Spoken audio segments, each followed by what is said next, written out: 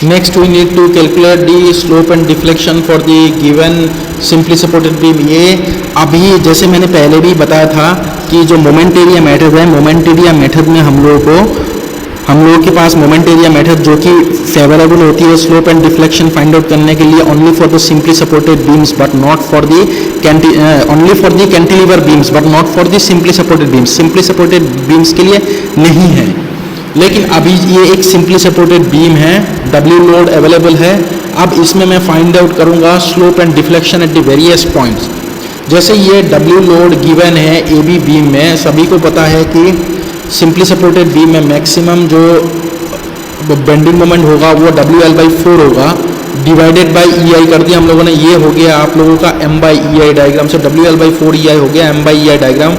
अब जब M/EI diagram हम लोग के पास आ चुके हैं, अब मुझे नेक्स्ट करना क्या है, we need to find out the slope at ए।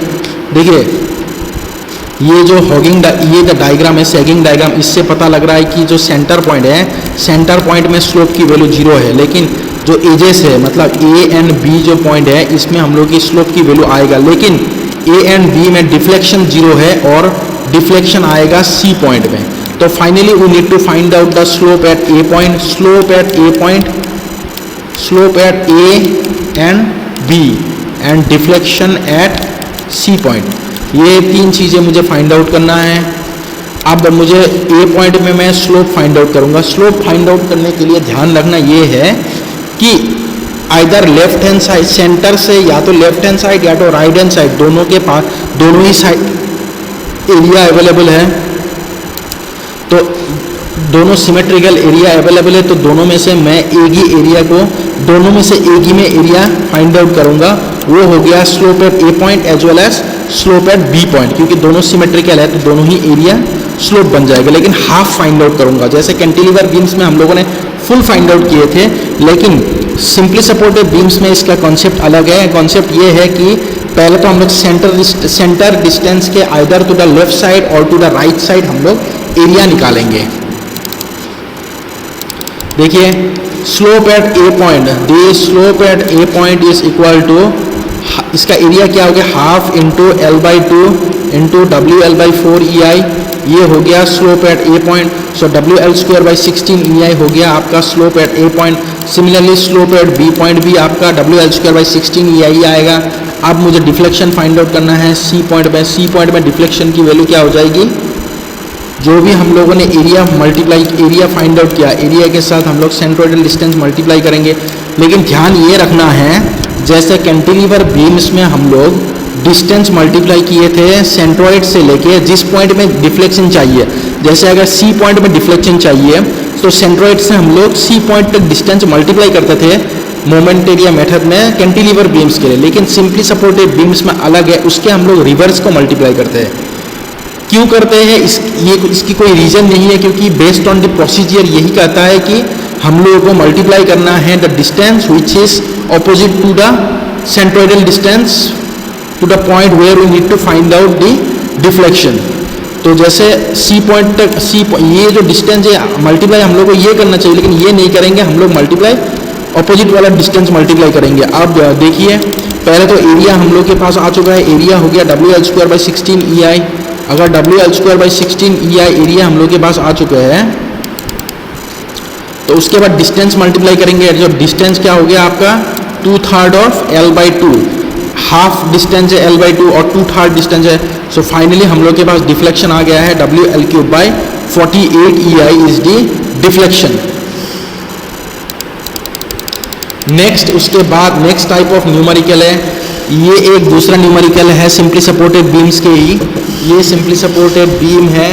पहले तो हम लोग बेंडिंग मोमेंट डायग्राम बनाएंगे। पहले ये जो बीम है इसमें रिएक्शन फाइंड आउट करने के लिए मुझे देखना ये है RA plus RB will be equal to W plus W, मतलब टोटल जो रिएक्शन होगा वो 2W होगा, लेकिन इक्वल डिस्टेंस में होने के कारण RA का वैल्यू भी W हो जाएगा एंड RB का वैल्यू भी W हो जाएगा। अब यहाँ पे मोमेंट क्या हो जाएगा, W into distance, so W into L/3, so W into L/3 divided by EI, क्योंकि ये M/EI डायग्राम है तो हम लोग EI को हर जगह डिवाइड कर देंगे। सो WL/3 EI मोमेंट आ गया। सिमिलरली इस तरह भी WL/3 ई आई को डिवाइड किया, तो ये हो गया हम लोग की फाइनल एम बाई, ये जो फाइनल डायग्राम है ये हम लोग की final M by E I diagram है। अब सेंटर सिमिलरली मैंने बताया था कि सिंपली सपोर्टेड जो भी जितने भी सिंपली सपोर्टेड बीम्स है उसके सेंटर डिस्टेंस में हम लोग को मार्क करना है। ये हो गया आपका सेंटर डिस्टेंस। अब मुझे आइडर टू द लेफ्ट और टू द राइट मुझे एरिया निकालना है।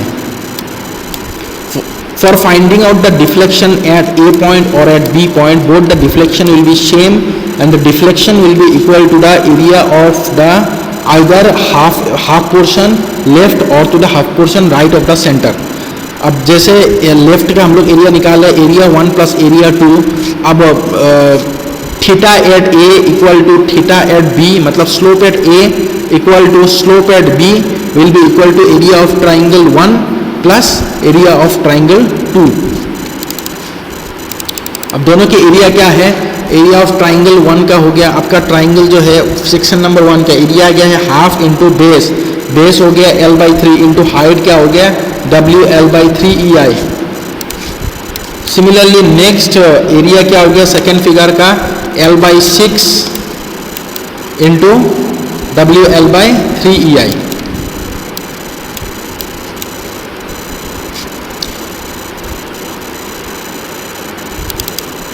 उसके बाद नेक्स्ट है, सो फाइनली हम लोग के पास theta at A will be equal to theta at B equal to the area of the half portion which is equal to WL²/9EI। हम लोग के पास वैल्यू आ गया है। जब वैल्यू हम लोग के पास 9 WL²/9EI आ रहा है, अभी मैं सेंट्रोइडल डिस्टेंस मल्टीप्लाई करूंगा, लेकिन कौन सा सेंट्रोइडल डिस्टेंस मल्टीप्लाई करना है, रिवर्स वाली मल्टीप्लाई करना है। जैसे ये डायग्राम है, we need to find out the deflection at C point, तो सी पॉइंट में डिफ्लेक्शन फाइंड आउट करना है। तो पहले एरिया 1 की वैल्यू आ रहा है WL²/18EI, WL²/18EI इंटू डिस्टेंस कौन सा मल्टीप्लाई करेंगे, यहाँ से लेके यहाँ तक डिस्टेंस मल्टीप्लाई करेंगे। हालांकि फाइंड आउट करना चाहिए थे सेंट्रोइड से लेके सी तक, लेकिन रिवर्स वाला करेंगे, सेंट्रोइड से लेके ए तक फाइंड आउट करेंगे, एजेस तक। तो ये हो गया आपका 2/3 of L/3, 2/3 of L/3 WL²/18EI into 2/3 of L/3 plus next area कौन सा है, नेक्स्ट एरिया है आपका, इसके एरिया हो गया आपका WL²/18EI, WL²/18, ये हो गया आपका next area WL²/18EI into distance multiply करना है सेंट्रोइड से लेके ए पॉइंट तक। सो L/3 प्लस L/6 का आधा, मतलब L/12 plus L/3, L/12 plus L/3। तो फाइनली हम लोगों के पास डिफ्लेक्शन की वैल्यू आ चुका है 23 into W into L³ divided by 648EI is the required deflection at the C point. Similarly एक दूसरा बीम है, ये एक uniformly distributed simply supported beam है, इस पे यूनिफॉर्मली डिस्ट्रीब्यूटेड लोड है। अब सभी को पता है कि यूनिफॉर्मली डिस्ट्रीब्यूटेड लोड में बेंडिंग मोमेंट की वैल्यू क्या है, WL²/8 होते हैं। अब WL²/8 डिवाइडेड बाई EI, क्योंकि M/EI डायग्राम है तो EI से डिवाइड कर दिया मैंने। अब देखिए अभी तक मैं जो भी पैराबोला पढ़ रहा था, पैराबोला क्या फॉर्मूला पढ़ रहा था 1/3 इंटू बेस इंटू हाइट, लेकिन ये इस तरीके का, क्योंकि पैराबोला दो टाइप का होते हैं, एक कॉन्केव इनसाइड एक कॉन्वेक्स इनसाइड। अब मैं दूसरा पैराबोला में जो पढ़ूंगा ये हो गया, ये एक पैराबोला है और दूसरा पैराबोला ये है, और दोनों के फॉर्मूला एरिया के अलग अलग है। जैसे इसका एरिया हो गया 1/3 इंटू बेस इंटू हाइट, और लेकिन इसका एरिया है 2/3 into not 1/3 into base into height, but इसका एरिया हो गया आपका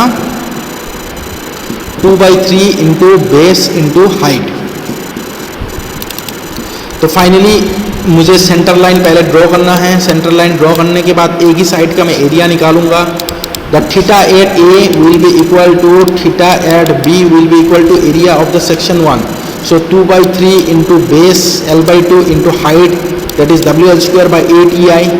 सो ये हो गया आपका area, that is theta at A equal to theta at B equal to area of either section 1 और एरिया ऑफ आइदर सेक्शन 2, दोनों के एरिया सेम ही है। That is WL³/24 times of area हम लोग के पास आ चुके हैं WL³/24EI। अब मैं नेक्स्ट फाइंड आउट करूंगा deflection. The deflection will be equal to next WL³ by the 24EI into the centroidal distance, अब सभी को पता है सेंट्रोइडल डिस्टेंस में सेंट्रोइड से लेके सी तक नहीं फाइंड आउट करूंगा, रिवर्स फाइंड आउट करूंगा, सी से लेके ए तक फाइंड आउट करूंगा। अब ये जो ट्राइंगल है, मतलब ये जो पैराबोला है, इसमें सेंट्रोइडल डिस्टेंस होते हैं 5/8 एंड 3/8। ये हो गया डिस्टेंस 5/8 ऑफ हाइट, और ये जो डिस्टेंस है नीचे की ये हो गया आपका 3/8 ऑफ हाइट। अब इस डिस्टेंस को अगर देखा जाए तो ये हो जाएगी आपका 5/8 of distance L/2, 5/8 of L/2 multiply करना है। So area, therefore the area into 5/8 of L/2 distance multiply कर देंगे। तो फाइनली हम लोग के पास वैल्यू आ रहा है 5/384 into W into the L4 divided by EI is the required deflection for the given simply supported beam with the uniformly distributed load. तो ये आपका कॉन्सेंट्रेटेड बीम है ना, मतलब सिंपली सपोर्टेड बीम है, इसके ऊपर यूनिफॉर्मली डिस्ट्रीब्यूटेड लोड है, और इसका डिफ्लेक्शन की फॉर्मूला हो गया आपका 5/384 W L4/A। ये कभी कभार हम लोग का ऑब्जेक्टिव क्वेश्चन में भी पूछा जाता है। और स्लोप के वैल्यू हो गया W into L3 divided by 24 EI। Okay, thank you.